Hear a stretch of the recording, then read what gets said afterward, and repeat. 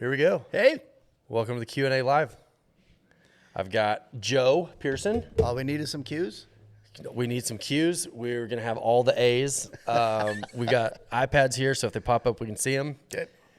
I'm wondering at this point how many people, because we talked to pretty much everybody that was, well, not everybody, there's no way to get to everybody, but we called some of the people that have been there the longest and let them in on it this week, and it wasn't like it was a really well-kept secret. Thank you, Jet. Thanks, Jet. I'm curious if there's anybody watching that doesn't know what already took place today. What did take place? So that's the question. I guess we're going to figure that out over the next 6 months.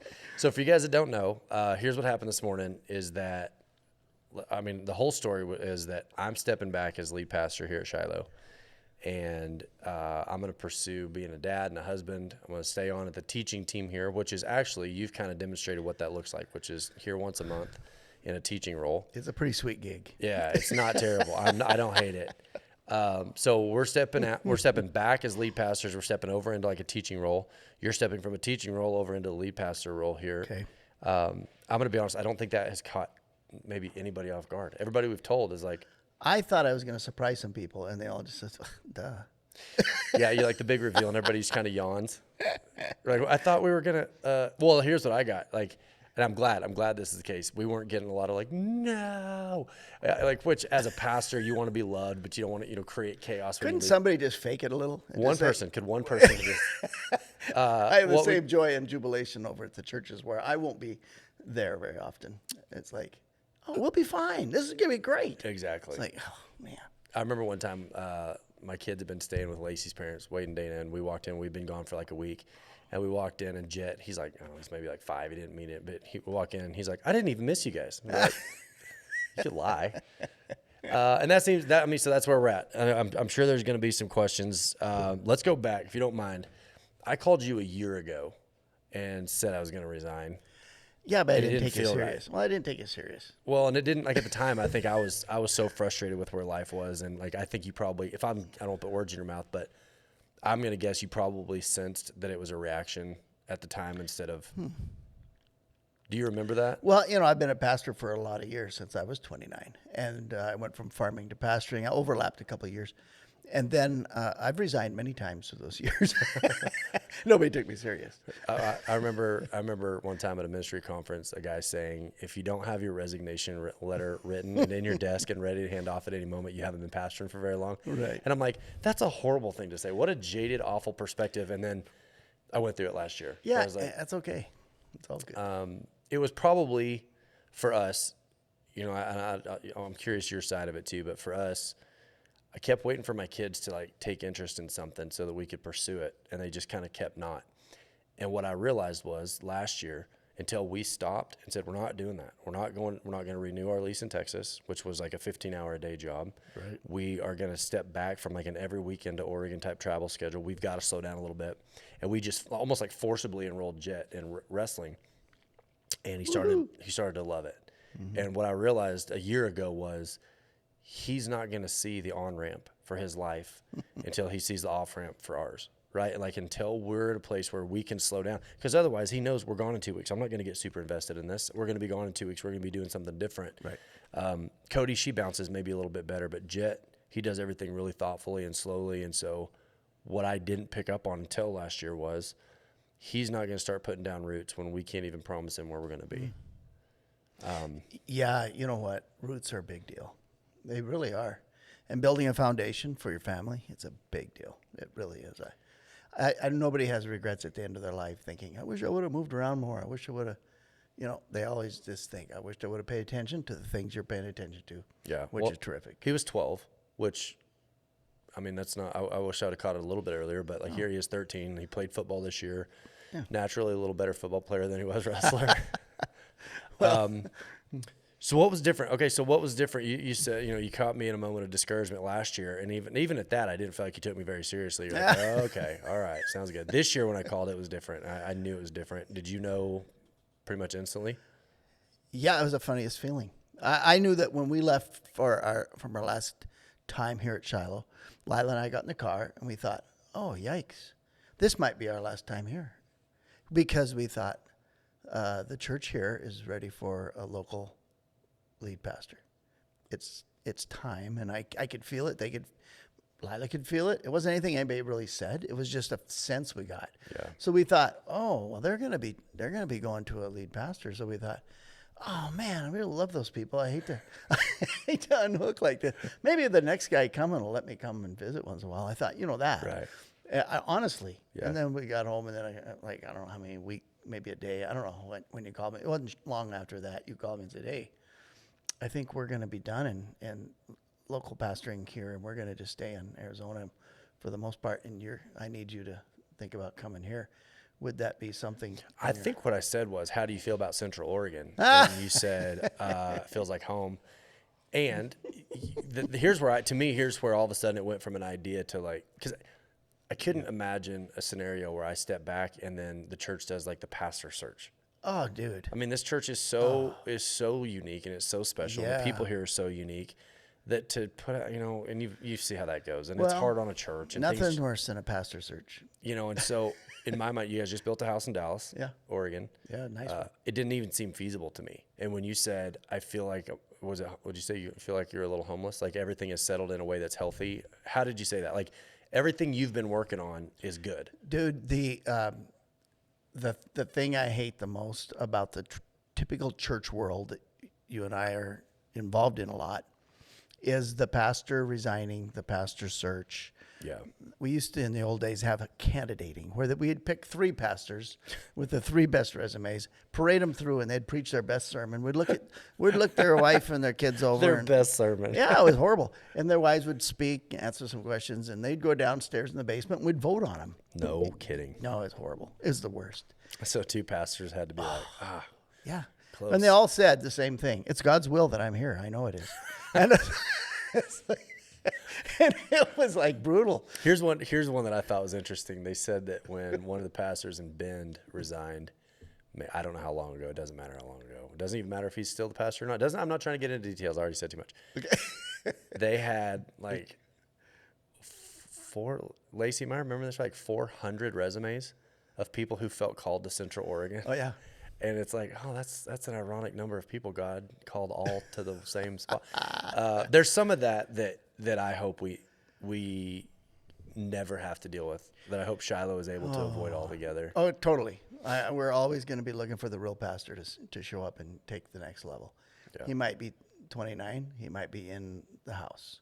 He might show up next Sunday. We don't know. The idea is to be ready. So there's a dog sale in Red Bluff. It's actually the Red Bluff Bull and Gelding sale, but they do a dog sale.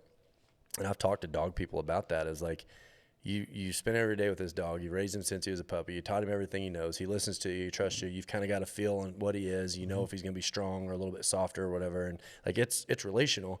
And like, wouldn't that be difficult to hand that dog off to someone new? And there's some debate about it. I think if it was, not that this is at all the same, like the sheepdog reference and all that, but when there's a relational connection, it's not brand new. There's not like hey, I've asked you guys to follow me for the last 10 years and go where we go. And then, oh, by the way, I'm gone. It didn't feel like that we could. Tyler said, what's your next step, Jordan? I will get to that. But if it hadn't been somebody that was in-house, I can't even conceptualize what a transition would have looked like. Well, Jesus said, I am not the hired man. I am the shepherd. I lay my life down for the sheep. So when we hire somebody, that's kind of counter to that whole concept and principle of laying your life down and saying, hey, I'm here for you. I'm going to be the shepherd, under shepherd of Jesus. But I am we hire people for that. And hiring is a trap, because when you're a hired man, Jesus said, the hired man sees the wolf coming to the sheep. He's going to run. Yeah. Yeah. So it's a principle. I love. Don't you think that when somebody, and I'm not, to the bottom of my heart, I'm not trying to call anybody out, because I know every calling in every church is different. I get that. Yep. But I've heard pastors say like, well, I can't really retire for 3 more years or 5 more years, or I got to be here for another whatever. And like the concept to them is like it's a job. Yep. We've all been there. Listen, there have been times in my 10 years here where it's been a job. Yeah. A full transparency, but I feel like that you would smell that. I feel like that you would smell if you're being led by somebody who's just hired to be there versus somebody. And that's honestly, that was the hardest part of pastoring for Lacey and I both, is genuinely caring. We genuinely cared about how it was going. And so if it wasn't going, I heard Marty Solomon said one time that the only thing that grows without ever taking a season to rest is cancer. Ooh. Everything else has this season of like growth and then pull back and growth. Like the grass grows and then it dries that way, and leaves come in and leaves go. And it's in those seasons where things kind of constrict versus dilate in a church. You know, we feel that. And I would feel like that if you're asking somebody like, I want you to follow me, I've got a vision of where we're going to go, I have a responsibility to be honest with them about where I stand. So I guess all that to say, I feel like you would smell a hired man even if you couldn't put your finger on exactly what it was. I think you can do that. And I think it goes beyond the pastor role, just the people. As a follower of Jesus, if you have a hint of doing this for another reason than love, people pick up on it. It's like, oh, I see. So next step for me, Tyler, I started a podcast. It's called the Flatbed Podcast, and it's not even Christian based. It's not church based. It's a completely secular podcast with just people that I know that are kind of helping run the town of Wickenburg. It feels so freeing to say this. I'm like, I feel like I've been living dual lives, right? But I feel like Wickenburg, in a sense, is the first time I've ever felt like I have a hometown. Like where I know some of the business owners. We went into Charlie's Steakhouse a couple months ago, and it was full. We hadn't made reservations. It was on Tuesday night. And Charlie from Charlie's Steakhouse sat us in the family section, and he came out and sat and talked to us for like 45 minutes. And I love the culture of what's developing there. It's a good place. It's where I want to raise my kids. And as it pertains to Shiloh, I love that I get to stay on at a teaching role because, I mean, being someone who preaches, you know how this goes. You build this concept, and pretty soon it starts to make sense. And the outlet of having somewhere to teach that once a month and to be back here once a month, I would still struggle with this if it felt like I'm out. Sorry, Shiloh, see ya. I love it here, and I still feel like that this is where I want to dedicate that outlet here. I'm also in a teaching role at my uncle's church, but that's only once a quarter right now. Okay. So. Well, that way you only have to have 4 good sermons a year. That's right. I told my uncle, I'm like, hey, listen, you fly me in here once a quarter, I can take an entire series and eliminate all the garbage and just get the good points. You might even be able to just preach the same sermon 4 times. That's right. That's exactly right. They forget. Abe Stills. Hey, Abe Stills is one of my oldest buddies. I don't know, not that he's old. We're both old, Abe. But Abe's the guy I used to rope calves with. We'd travel around. He said, proud of you and Lacey. Change is always scary, but more family time is always awesome. Hey, I'm going to brag on Abe Stills here for a minute. It was about maybe, I don't know, what was it, Abe, 6 years ago, he said, I think I'm going to get in the cattle business. This guy, and I will tell you I've seen it, by hand will haul 2 or 3 or 4 tons of hay, small bales, by hand out to feed his cows. You wouldn't believe how many people are like, how's Abe keep getting so lucky? I think everybody could get as lucky as Abe got if you're willing to do what that guy did to get it. But those kind of relationships, those are the things that I look forward to staying in touch. I mean, Abe and I will never not be friends. You know, Lacey's family still lives here. I'm still excited to be here. So yeah. So, okay, let me ask you something. I'll put you on the hot seat. Get me on the hot seat. I've asked people to follow me for 10 years because I believed in where we were going, and then we got there. Right. And there's no worse feeling. Listen, there's no worse feeling as a leader to be like, all right, everybody follow me. And you're like, okay, we got there. And they're like, now where are you going? You're like, I have no clue. Shoot. So I am counting on Jesus. Yeah. Let me explain this, and I do believe this is a principle I've lived by. First of all, this is the first church I've ever come to that I didn't start. Really? Yeah. So that's awkward. Okay. Well, but that's not exactly true, though, because you started it. You go back when we were starting it. When we wrote the bylaws, for you guys that don't know, when we wrote the bylaws, we sat down with Joe, and there were other people involved, but we wanted Joe, and then other people were also involved. But when we wrote the bylaws, you were a part of it. When we talked about vision and structure and leadership, I mean, you had your finger on the dial from the beginning. We traveled together, and it's not like I'm coming. That's the only reason this was going to work, really, is because of that relationship. Because we have to track together. Yeah. We still do. It's not like we unhook, but we just travel in different lanes now. It's not the same. But for you guys that don't know, first time I met Joe, I was at a ministry conference, which I want to go on record as saying, you will never catch me at another ministry conference. If I live to be 1,000, I'm out. I am resigning forever from ministry conferences. But I was at this one because I was supposed to be, and we're about to start a church, and everybody's kind of like, oh, yeah, we've seen church planners before. And I walked into this room. I walked into this meeting. Thank you, Jet. I I walked into this meeting and there's this guy and he's talking and I'm like, there's somebody here who speaks my language. And that was Joe Pearson. And I can't tell you how calming that was in that sort of season of like, I had just that week, I think it was that week, I'd had another pastor, not within our denomination, but another pastor, I got invited to go to this like men's breakfast thing. And I was like, oh, okay, I think that's what you're supposed to do. Okay, you know. I walk in and he's like, that's not going to work. And I go, I didn't tell you what I'm doing. He's like, this isn't the South. You don't just hang a sign on the door that says church and expect the people to fill the room. And I was like, what a jerk. So it wasn't like it was off to a shiny light. Yeah. And I think he was just a struggling pastor. He had his own issues. But to come in and see somebody that like, I felt like, oh, that's us. You know, the Bible says deep calls unto deep. Yeah.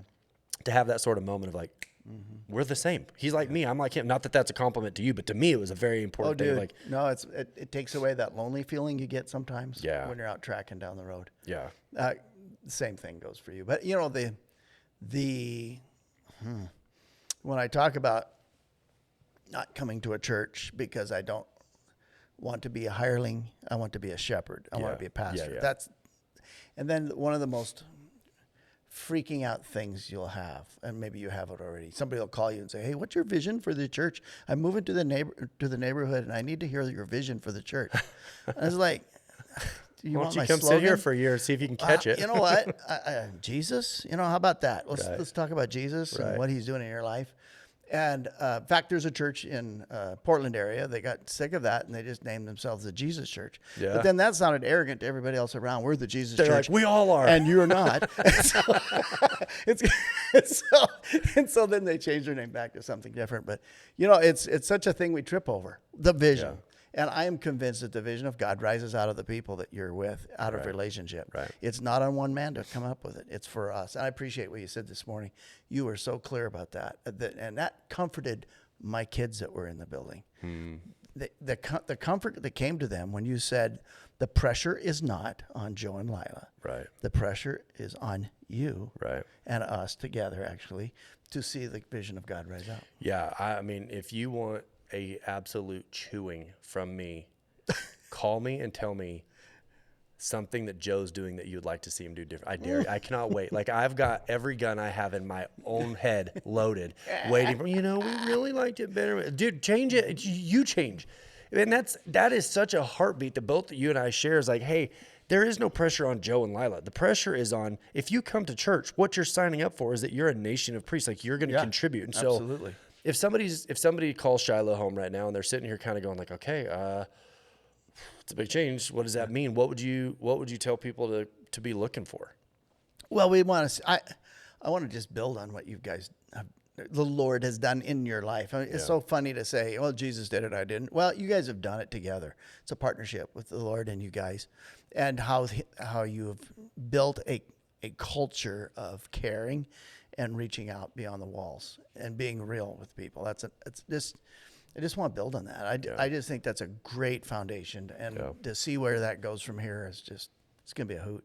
And Lila and I are so pumped because it's the relational part of church that really, that part where you connect with somebody and your relationship goes to a depth. Right. So the pastor taking over in McMinnville's Beto Reyes and Shelly Reyes accepted Jesus in Monmouth, 2003 when we were there, and they're going to be the lead pastors in Mac. They absolutely. Well, how organic is that?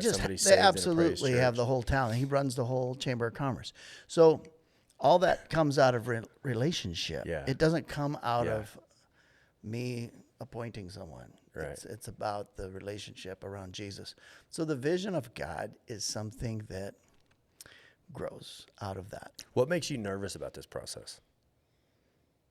Maybe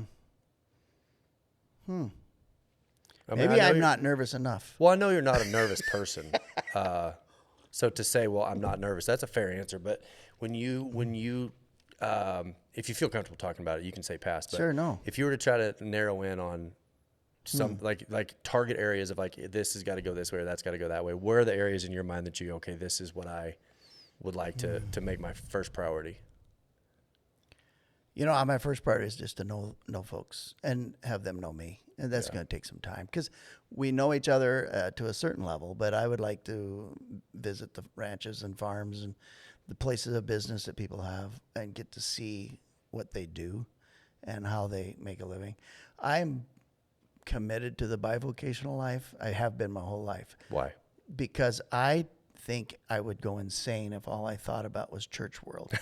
And because, honestly, there's a church language that has permeated the church world, and it absolutely repels most non-believers because they just, you're speaking that language that you all talk about, the church world. And so when you have one foot in the real world, I have a couple of employees, and I have a couple of various business adventures. Not all of them profitable, but some, but they're all fun. Right, they're all fun. But what happens is you run into situations where somebody's upset with your product or what you did or didn't do, and you have to work through it. That's the real world. Right. That's You're not carrying an air of spiritual, sacred position. No, I know. You're actually in a business. And I'm so proud of people who can take a business and make it work. It's amazing. Let's get caught up on quotes real quick. Okay. Jen Eastman said, I don't blame them for wanting to stay in Arizona, honestly, although I've never gotten to go to Wickenburg yet. I have family who lives in Tombstone. Hey, I'm going to tell you what, Tombstone is a different part of Arizona. It is wild down there. Steve Stone, when are you going to start a 1017 food truck in Wickenburg? Like anything else, Steve, when I got a guy that's there to run it. Bo Wendell says to Joe, fly fish. Don't you dare take him fly fishing. That was ours and it was special. No, I'm kidding. Hey, Bo, if you fly fish. I do fly fish. See, okay, Bo, there you go. So how does Wickenburg fit into all this? Good question. And I like that there's a question that doesn't really have an answer right now because we're sort of feeling our way through that. Where do you think we are on Wickenburg right now? Oh.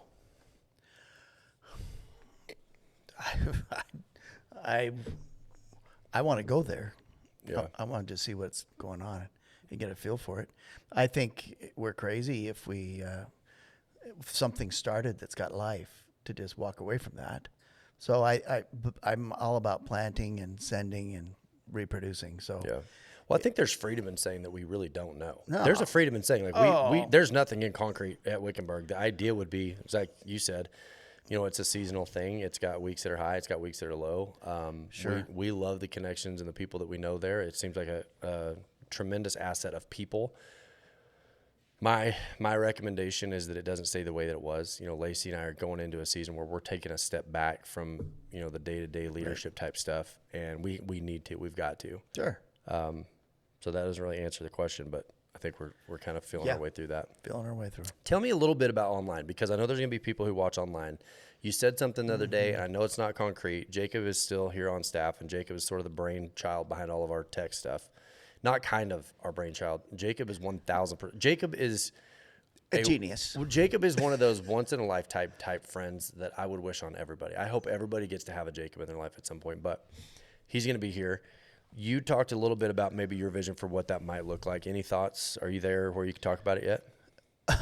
I'd like to talk to Jacob. Jacob's like, no. You know what? I think we have to get the culture. And coming out of COVID, online meetings there's just a whole swath of people who are sick of online meetings. Yeah. Now, some are okay with it, and it really enhances. Like, we have speaking team every Tuesday morning. It's all online, and it works great because you can stay in your pajamas and just sit there by the fire and sip your coffee and go through this sermon. That's fine. But there is also, particularly with the gathering part, the online thing has been a difficult reality. Yeah. Coming out of COVID, we every church has had a difficulty post-COVID. I don't want to blame everything on COVID but absolutely it reshaped us. Right. And then we have to somehow figure out, and I know God will lead us, we have to somehow figure out to make it feel real. Yeah. And feeling real and still having quality is a good goal to have.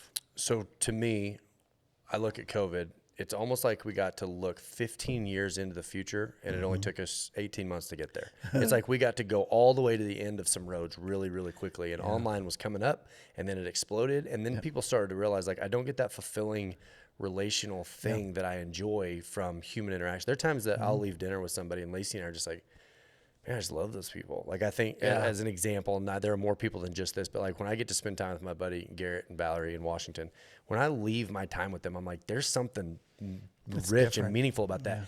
And I don't get that from an online experience. And so it's almost like people have seen the end of the online road and went, okay, it's good and it's useful, but it's not the beat all end all. Right. There's got to be some way that, there's human touch and human interaction. Yeah.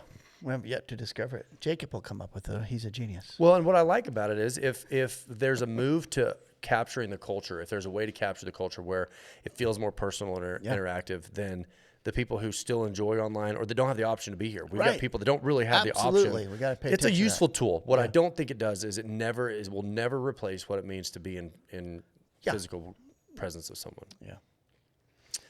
What about Lila? How's she doing in all this? She is doing amazing. She's doing amazing. I love to just watch her bounce around the room, and what she is very relational and very caring and warm, and she will spend time with people like you wouldn't believe. Okay, let me ask you something. This is just my own personal thing. I'm a picky eater. I hate onions. When I eat onions, it feels like somebody shredded up soap and put it in the food, and it just permeates everything. I cannot eat onions. Boy, I get like, that's terrible. And so when people invite us over for dinner, instantly, because I'm a picky eater, No onions. I don't like the social awkwardness of like being in people's houses that I don't know very well. Like once I know somebody, that's one thing. So it's been like a standard thing. Like I'm not going to do dinner at your house. Nothing personal. I'm not mad. It's just I don't want to go to your house for dinner. And honestly, I don't like when people in my house because then it's like, hey, we've been doing this for like 2 hours. What do we do? It's time. Like let's wrap it up. And then the minute you tell somebody, hey, it's time that you're supposed to be leaving, they're like, that was rude, and it's true. What does it look like relationally? Because I know you and Lila are relational people, and I'm not signing you up to go to everybody's house for dinner. That's all I'm saying. But That sounds good though. what does it mean to be someone who's relational as a lead pastor? Because I promise you, there's hundreds of people in this community that couldn't tell you what that looks like. Oh, that's hilarious. I know that everybody's different. You know what?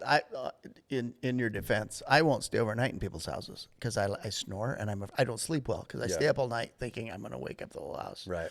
So yeah, I get that. Food though, I'm terribly uncomfortable. I love eating food. So Like I got a buddy that's got an airplane and it doesn't have a restroom on it. I don't want to go on it. Like I don't know. Like I don't like the social. There are social awkward moments when you're in like too close proximity with people for too long. So I get anxiety about it, and I know it is what it is. But well, I don't like spending the night at people's houses either. I get it. But dinner, you're good. I'm good. Who cooks? You or Lila? Oh, I cook a lot. Yeah, and she cooks too, but I cook a lot. Yeah. Probably half, 50-50. Breakfast is me. Don't listen, Lacey. That's not normal. The wife usually cooks a lot. That's not how it normally. No, I'm kidding. Okay, let's see. Jenny Eastman, I feel the same about onions. They don't agree with me. The two of you need to do this more often. You guys are good together. I would love it. I would love to do this. We could. Charlene Brumfield, right on. I'm old school. I like to feel the vibe of the pastor and the people around. I like to think that you're speaking to me, not the camera. Yeah, I think there's a lot of people that would say that. True. I need to feel the people back. It's hard for me to video. Feel people back is a big one because the sermons that I'll preach on Sunday in person feel different than the sermons I preach in a studio with nobody there. I get by. I don't think that people necessarily think like that it's bad or the material is bad. I could relationally stand up there and just visit with people for 45 minutes and be done. Jessica Barnes said, loving this conversation, guys. Jacob, please put this on the podcast so people that don't Facebook can hear it. Easily. Done. So no, I think that's where I'm at. Like I would like for my teaching, whatever teaching position that God takes me to, because I still like communication. I mean, I still like. Oh yeah, I enjoy that. I feel like that's where I'm my most me. I look forward to sitting in rooms of people again instead of being so busy that I don't know anybody. I don't get to spend time with people. I'm preaching to a camera. There were times that I would fly up here because of the way that scheduling stuff worked out. I had to be here for something. I would preach and I would leave, and I never got to see people face to face. And so, as big of an advocate as I've been about the online, and I still am, I still think it's useful. Yep. I look forward to being, face to face with fewer people instead of being on a camera to more. Well, the reproducing of yourself Yeah. has got to take place, and it doesn't happen over the airwaves. It happens in face-to-face. Yeah. Well, I learned this about, it seems like everything I do, I'm a little bit recognizable in a lot of different areas. Like there's people that know us from the 1017 Project. There's people that know us from the church, people that know us from all the stuff that we do. And there reaches a certain level of recognition in public before it becomes unuseful. Like if 50 million people intimately knew me and my story, how many of those reasonable am I ever going to get to meet? This idea that like you can grow a church to a size where you get fulfillment out of it is nonsense. If you're running a church of more than 10 people, someone's not getting the best of you. Yeah. So I'm excited about the next season of life, getting to know people better rather than knowing more people a little bit. Mm-hmm. You know, this church is bigger than my hometown. Oh. So I didn't know everybody in my hometown. So the thought that I'm on the hook, well, one of two things. Either I could say I'm not on the hook for him and then I'm not a very good pastor, or I could say I am on the hook for him and I stress about, am I doing a good enough job? I'm excited about the more personal, intimate knowing of people. You know, one of the things I hate the most, and I'm sharing this with you because I think you do too, is Pastor Appreciation Month, where you have BS. Let me just tell you. No. I hate it. No, I'm interrupting you. No, absolutely not. We don't do pastor appreciation here. Thank you. But we're going to start, and here's why. Why? Here's why. Here's why we're going to. No, I'm putting in the bylaws before I leave. After August 1st, I'm going to change those bylaws. The same reason that I demand that my kids celebrate Mother's Day, a church needs to have a moment where they stop and hit some sort of a reset, and we've never done it here. Ask anybody. We've never done anything for pastor appreciation. No, I know. know. You know what we do for pastor appreciation every single October? Zero. And I think But you get cards and letters from people. Oh yeah, they're individuals. And they're organic. Yep. And they mean more. Okay, by comparison, my dad's church, not judging, this is just how they do it, and we didn't want to go this route either. They put like their pictures up in the back. There's like a box, and like they make it this big sort of like thing, and I'm like, not gonna happen, dude. I'm not saying that. I have to resign if that's gonna happen. No, it's not that. But I do think that once a year, it's good for people to take a deep breath and go, you know, we ask a lot out of Mom. Mom does a lot around here. Sure. Hey, we do need to have a minute. We're like, Mom, hey, we see it. Thank you. Okay, let me push back. Isn't it best though when somebody recognizes their mom and it's not the weekend on Mother's Day, and they give them something or they honor them? But it's not forced. It's like saying, tell your brother you love him. I completely understand what you're saying. However, here's what I would say. It's my job to make sure that my kids are having that moment with their mom. Okay. I'm giving you advice. Okay, thanks. You need someone present in the leadership model that goes, guys. You know that happens. And you can't be the guy. That's why we've never done it. Yeah, that's why Lacey and I have never been like, you know what, Dadgummit, this year I would like a little freaking disrespect. We're not going to do it, but I do think that it's a healthy dynamic in a church. Okay. Not to have like a full-on Let's keep it in balance. Yeah. Let's keep it in balance. That's all I'm saying. It can fall off the rails both ways. The church, and you said it today, we are the shepherds. We're the under shepherds, and we have to go do the work. Yeah, there's a difference though. You feel the weight that they don't feel. I know that. And I'll say this for people listening: until someone has sat with that hat on their head, you never get out from under the weight. Ever. And if somebody comes in with an issue and you somehow have the magic pill and it fixes it and everything's better, they leave. Guess what? There's 100 other people with problems. So that person goes, yeah, I didn't ask that much this year. All I had was like a 2-week little. Well, yeah, there's hundreds of those. People don't understand the weight. And it's literally like when somebody says they're leaving the church, it feels like you got fired. And the weight of that, of like, sometimes people leave and their point that they make, and I'm like, they're right. You know? And then there's other times I'm like, after everything that we've invested, this feels so good to say. I'm resigning. I'm resigning. You guys can't even fire me. I quit.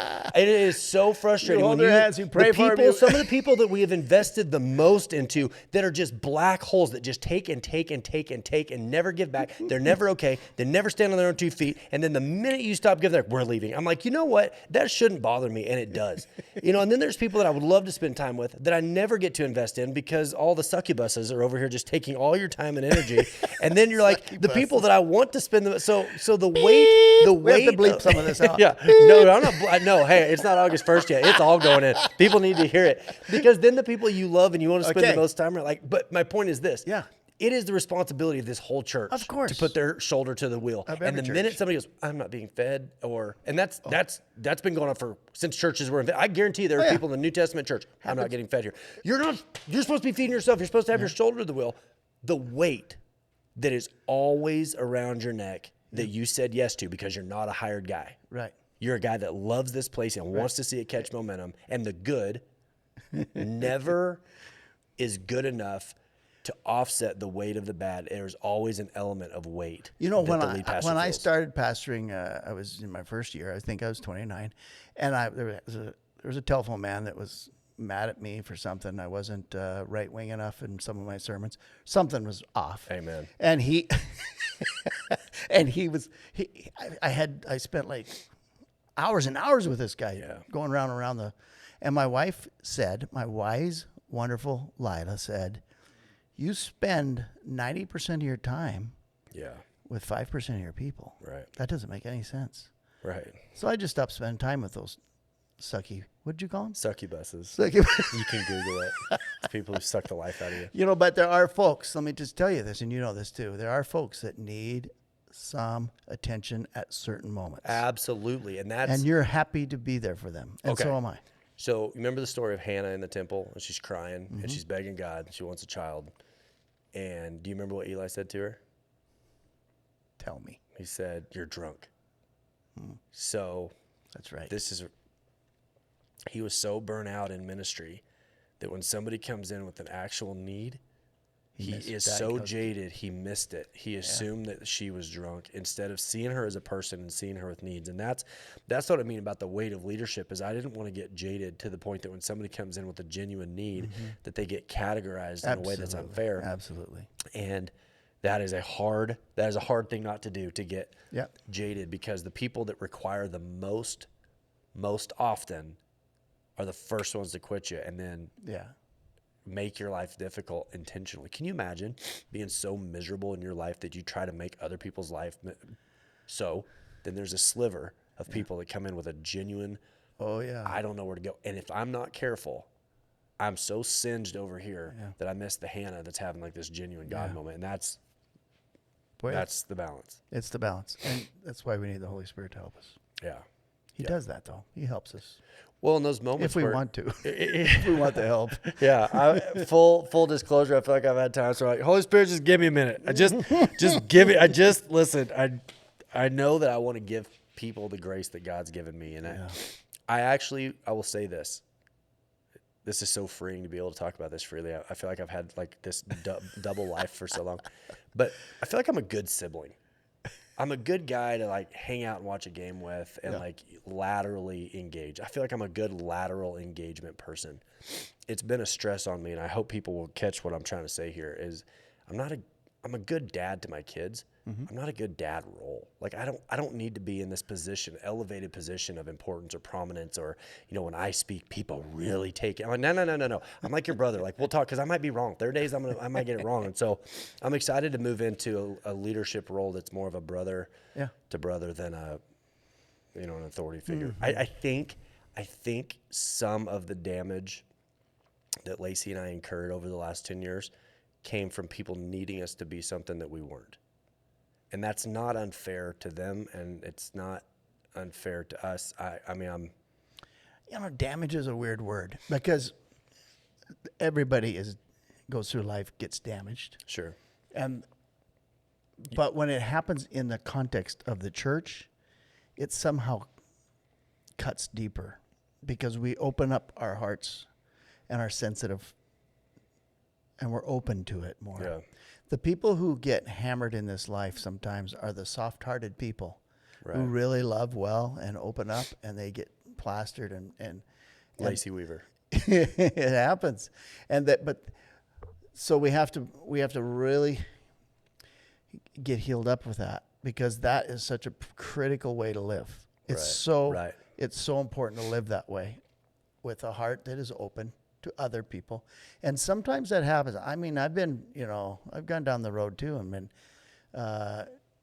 You have these relational crashes where you get burned and stuff, but there's also healing that takes place. And it's just this journey of life. My father-in-law, who was in the service this morning, Stan, What a powerful moment, by the way, if you guys missed that. Oh my gosh, what a moment. He's such a good dude. I nailed it. It's like he's like the Rafiki character in Lion King. He's like this old wise, like he speaks. Lacey and I both said it. We're like, I didn't know what to expect. That guy was. I know. I amazing. Appreciate you letting him. It was. We were the beneficiaries of it. Yeah, but that's he helps me. He's helped me all through my life process those hurts and process those things because he's had them too. And we talk it through with him, and we have coffee together, and it's one of those things that there's a depth of relationship that brings that healing back so you can get back on that horse, get back on that relational journey of loving people well. Yeah. So I think that maybe the thing I'm the most excited about is to see that relational depth start to develop here. I feel like we've got so many good people, and every time I get to know somebody a little bit better, they're golden. Yeah. The people that are calling this place home are just it's amazing. Incredibly special. And then there's this sadness of like, there's so many people I'm not going to get to know, that I'm never going to get to know as well as I'd love to, because you peel back the layers and it's like they don't show their best right off. They come and they're faithful and they serve. And I could name a million, but I think of specifically like the Gumpert family, some of the just most genuinely golden people you'll ever get to know in your life.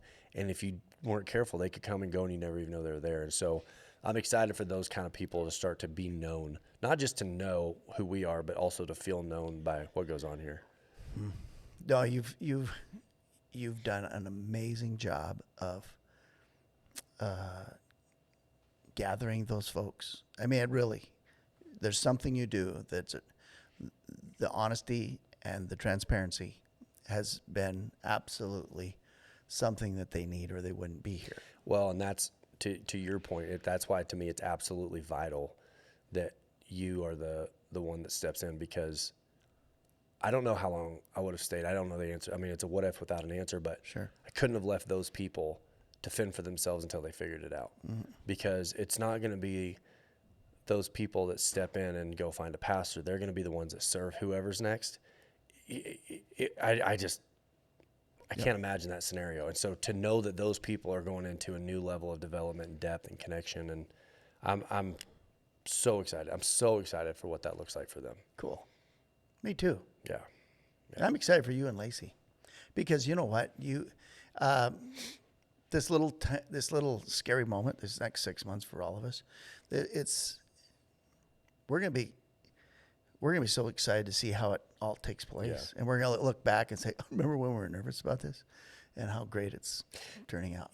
I think one of my own biggest fears was becoming a zoo animal, where paychecks every other Friday, people kind of forgive you. You know you're going to get fed. Your claws get dull. Your teeth get dull. How many, Joe, and I'm not asking you to be critical, because I know you're still going to be in ministry after August 1st, whereas I'm just going to be in a teaching role. Am I a Zoom animal? Am I the new animal? No. Listen, because you're bivocational. How many hundreds of people do you know that ministry cost them their sharpness? That ministry costs them. And then it becomes a prison, it becomes a trap, because they've been in it so long. Yeah. They know they couldn't compete in what you and I said is the real world. And my fear was becoming a zoo animal that gets turned back into the wild, and something changed and I'm not a wild animal anymore. That's a horrible picture. The zoo animal is that there was a trap zoo in Hungry Horse, Montana, that we would stop and look at bears that they would capture and put in this horrible little cage. Yeah. And we would get out and our hearts would break. Well, the problem is Mitchell had a bear, remember? Yeah. Oh yeah, they did. The problem is that bear's got everything he could ever want and he's still dying. Yeah. You know? I don't want to be a zoo animal either. So when we talk about the next 6 months being a transition, I'm gonna grow my fingernails out. Yeah, I mean, I don't lead safe zoo animal people. I don't relate to safe zoo animal. I mean, everybody I look up to, everybody I admire in this life, saw an opportunity and went for it at a risk, and accepted the death to see resurrection, accepted the death of this to see the life of that. And so, whatever the next 6 months looks like in transition, I hope I hold myself to that standard that says I want to stay wild. Oh yeah. I want to reach people listen, I mean, cat's out of the bag here, but my podcast, the thing I'm excited about is I'm not talking to church people. So when you introduce kingdom concepts in a podcast where people thought they were listening to a Wickenburg or Team Road podcast, you get to introduce kingdom principles to people's lives. I still want to be a person whose life speaks of the kingdom.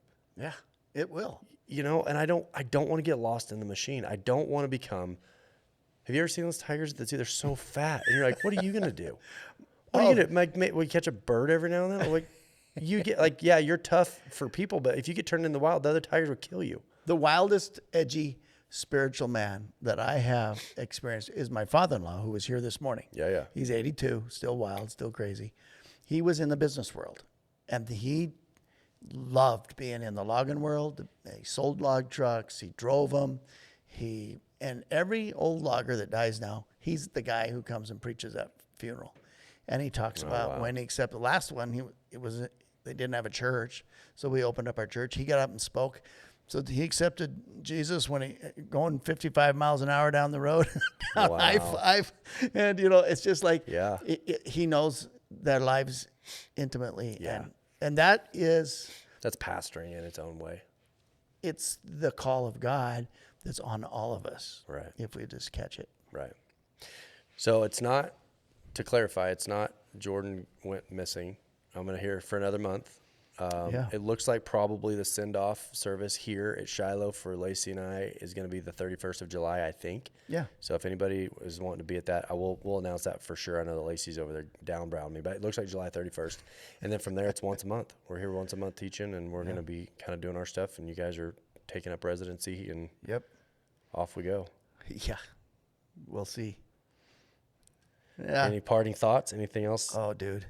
Katie Turpin said no zoo animals allowed. She'd know she's married to somebody who would not make a very good zoo animal either. No, I love him. Kyle Turpin's a wild dude too. He is wild.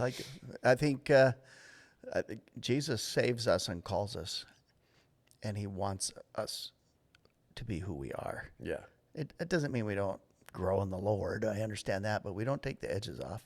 I heard somebody say that God will always follow the themes of your life. Like, you will change and you will grow and you will mature, but the themes of your life stay similar. The type of people that you're around, the things that you're interested in, the things that you love, the things that you pursue. Like, you look back on your life and it's almost like a cycle of the same sort of themes. So you are growing, you are maturing, but you stay yourself. That identity piece stays in place. And so, yeah. Cool. Any parting thoughts? Anything else we haven't covered? Parting thoughts is thank you for the day. My Lila and I are just full of anxiety and hope. And what do you need from people? Huh? What do you need from people? Oh, what do I need from them? A little bit of time. Yep.